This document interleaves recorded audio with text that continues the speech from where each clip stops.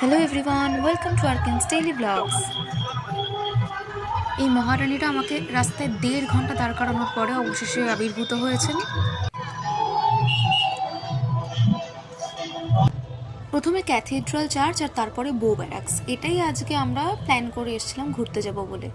But আজকেই 4টের সময় চার্চটা বন্ধ হয়ে যায়। আর যে হারে ভিড়, ঠক্কর খেতে খেতে বুঝতে পারলাম যে বো ব্যারাক্সে যাওয়া আজকের জন্য একেবারেই ঠিক নয়। যদিও জানি না এবছর আর বো ব্যারাক্স দেখতে পারবো কি না। তো শেষমেশ আমরা আমাদের ভ্রমণকে খাদ্যাভিযানে রূপান্তর করলাম আর পালস দিয়ে আমাদের খাদ্যাভিযান শুরু করলাম।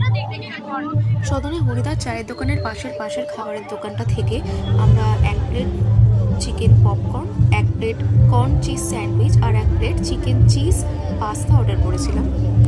10 পিস পপকর্ন ছিল, বেশ ভালোই ছিল, ওটার ভিডিও নেওয়া হয়নি। আর আজকের শো স্টপার ছিল কিন্তু এই কর্ন চিজ স্যান্ডউইচটা। তোমরা এই দোকানটায় গেলে এই স্যান্ডউইচটা অবশ্যই ট্রাই করো। আর লাস্টে খেয়েছিলাম চিকেন চিজ পাস্তা, যেটা ওভারঅল কিন্তু ভালো ছিল, বাট একটু নুনটা কম ছিল। তো সেটা ঠিকঠাক থাকলে একদম পারফেক্ট। খাওয়া দাওয়া করে পেট ভরিয়ে একটু আশেপাশে ঘুরে আমরা বাড়ি চলে আসলাম। খাবারগুলো কিন্তু খুব রিজনেবল ছিল। আর এই খাবারগুলোর প্রাইসগুলো জানতে চাইলে আমাকে কমেন্ট করতে পারো। দেখা হবে আবার নেক্সট